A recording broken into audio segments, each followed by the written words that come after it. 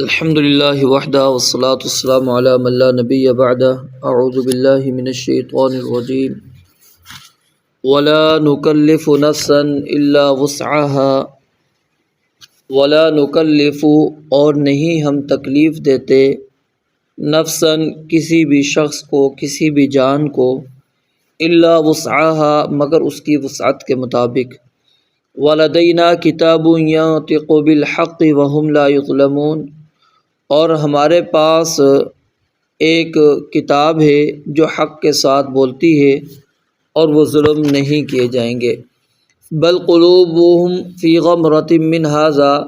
بلکہ ان کے دل اس سے سخت غفلت میں ہیں وَلَهُمْ أَعْمَالٌ مِّن دُونِ ذَلِكَ اور ان کے لیے اس کے سوا کئی کام ہیں ہم لَهَا عاملون وہ انہی کو کرنے والے ہیں حَتَّى إِذَا أَخَذْنَا مُتْرَفِيهِمْ بِالْعَذَابِ إِذَا هُمْ يَجْأَرُونَ یہاں تک کہ جب ہم ان کے خوشحال لوگوں کو عذاب میں پکڑیں گے اچانک وہ بلبلا رہے ہوں گے لا تجأروا اليوم آج مت بلبلاؤ انکم منا لا تنصرون بے شک تم کو ہماری طرف سے مدد نہ کی جائے گی قد کانت آیاتی تتلی علیکم یقیناً تھی میری آیتیں پڑھی جاتی تم پر فکنتم علی اعقابکم تنقصون پس تم ایڑیوں پر پھر جایا کرتے تھے مستکبرین بہ سامرا تہجرون مستکبرین تکبر کرتے ہوئے بھی اس کے ساتھ یعنی اس قرآن مجید کے بارے میں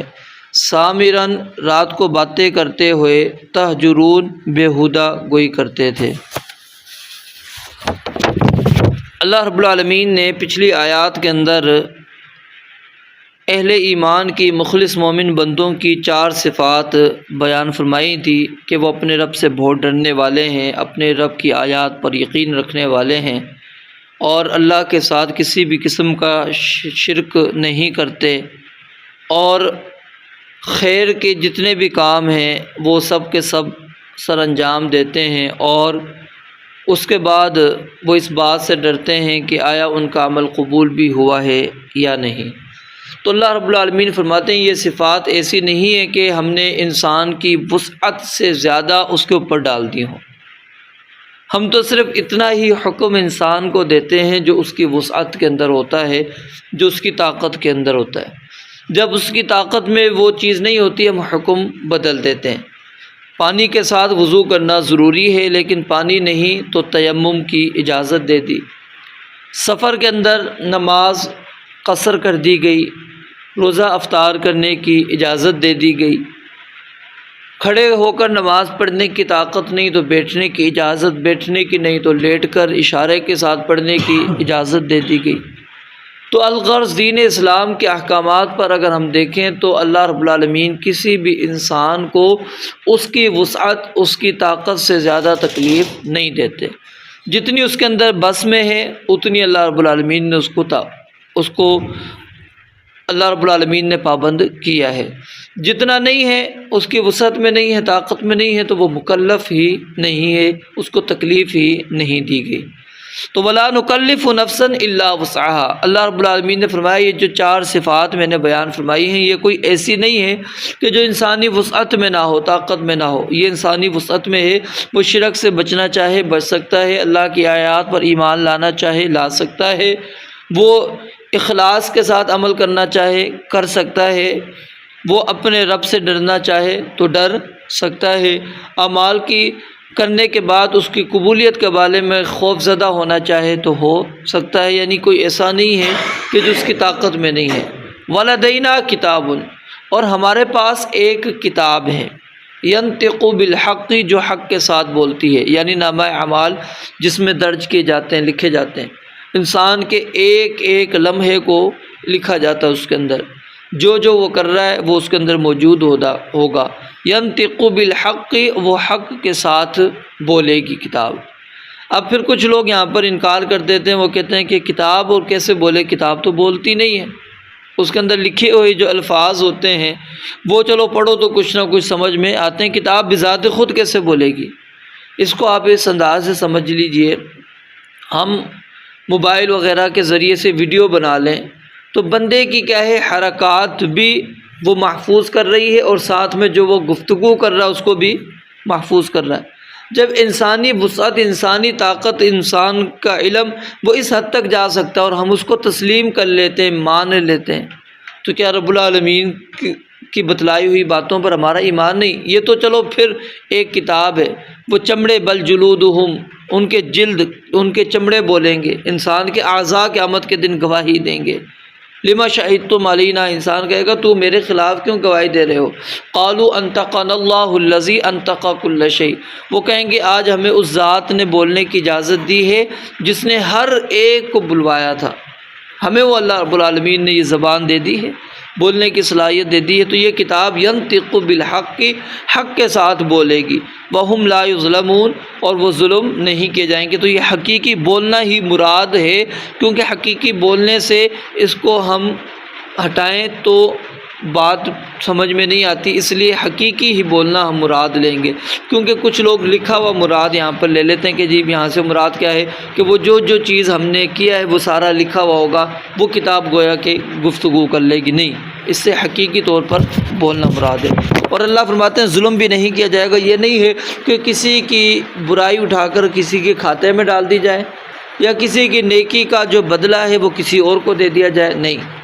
جو انسان نے کیا ہوگا، جس نے کیا ہوگا وہی اس کو دیا جائے گا، اس کے علاوہ اس کے اعمال میں کچھ اور درج نہیں۔ بل قلوبہم فی غمرۃ من ھذا، بلکہ اللہ رب العالمین فرماتے ہیں ان کے دل جو ہیں اس سے سخت غفلت میں۔ کس سے؟ یہ جو صفات اللہ تعالیٰ نے بیان فرمائی نا، کیونکہ پیچھے غافل لوگوں کا ذکر تھا، پھر اس کے بعد مخلص مومنین کا ذکر تھا، تو اللہ رب العالمین فرماتے ہیں یہ کفار یہ سمجھتے ہیں کہ ہمارے پاس مال کی کثرت ہے، اولاد کی کثرت ہوتی چلی جا رہی ہے، یہ اللہ تعالیٰ کی رضامندی کی ہی دلیل ہے، اللہ تعالیٰ ہم سے راضی ہے، خوش ہے۔ اگر اللہ ہم سے خوش نہ ہوتا تو اللہ تعالیٰ نہ ہمیں مال دیتا، نہ اولادیں دیتا، یا ہمارے پاس دنیا کی فراوانی اتنی نہ ہوتی، پھر تو ہم سخت اذیت والی تکالیف والی زندگی بسر کر رہے ہوتے، کیونکہ ہم اللہ کے نافرمان ہیں، سرکش ہیں،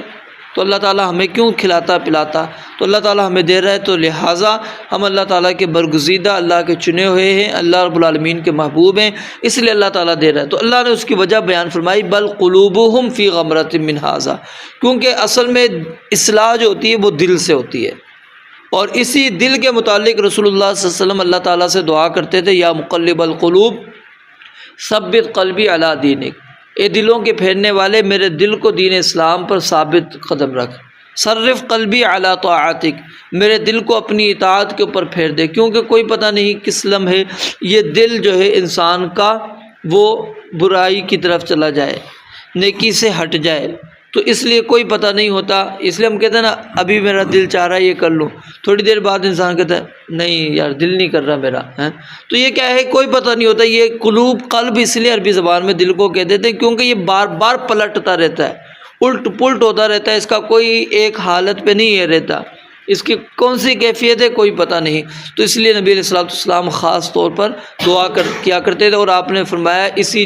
دل کی طرف اشارہ کر کے کہ جسم میں ایک ٹکڑا ہے، جب وہ درست رہے گا تو سارا جسم درست رہے گا، جب وہ خراب ہو جائے گا تو سارا خراب ہو جائے گا۔ یعنی اگر انسان نے دل سے یہ فیصلہ کر لیا کہ میں نے برائی کرنی ہے، تو ظاہر ہے پھر ہاتھ بھی برائی کر لے گا، پاؤں کے ذریعے سے وہ چل بھی جائے گا برائی کی طرف، اگر وہ زبان کے ذریعے سے برائی ہے تو زبان بھی استعمال ہونا شروع ہو جائے گی، جسم کا کوئی اور حصہ ہے وہ استعمال ہونا شروع ہو جائے گا، کیونکہ دل نے فیصلہ کر لیا۔ اور اگر دل فیصلہ یہ کر لے کہ نہیں میں نے نیکی کرنی ہے،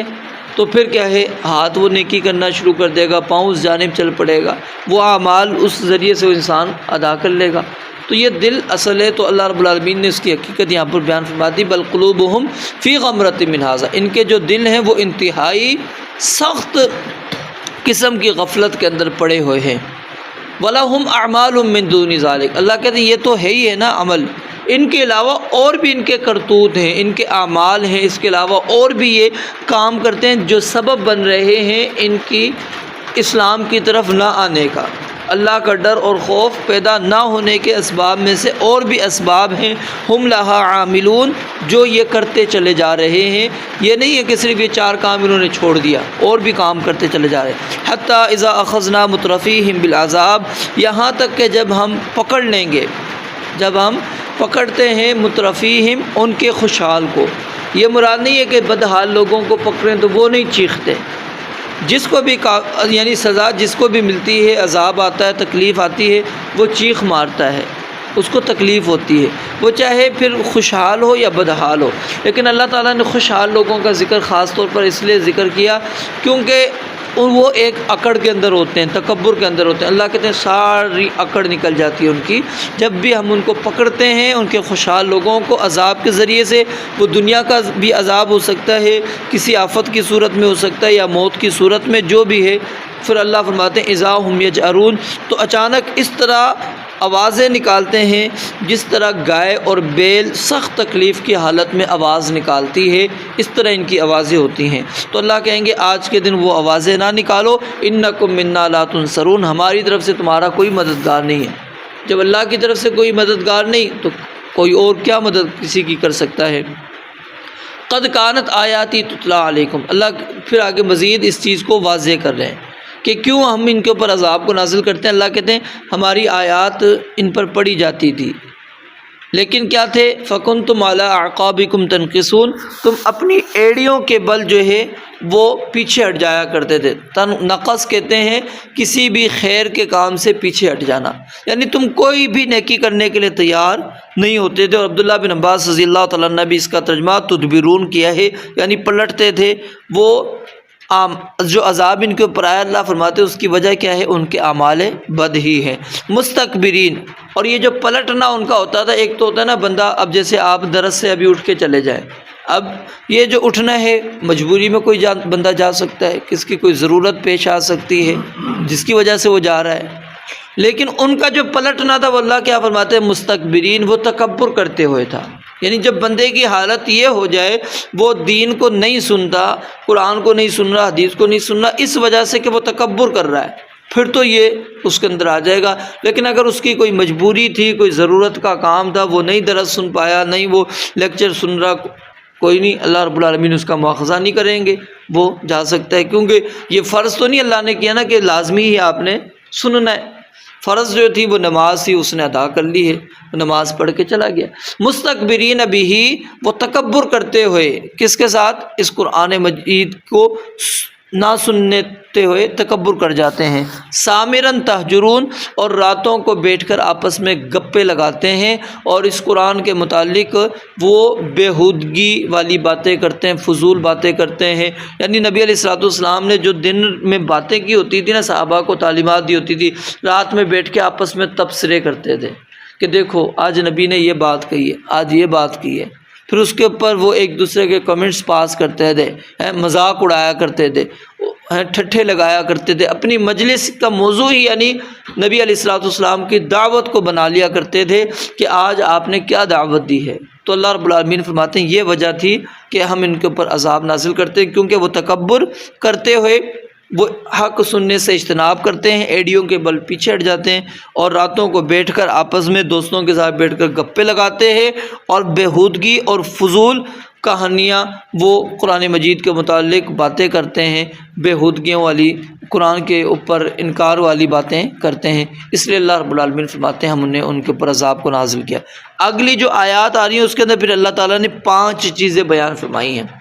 اس کے اندر یہ چیز ہے کہ اگر واقعی یہ لوگ ان میں سے کوئی ایک سبب ہوتا تو ہم کہتے کہ چلو یہ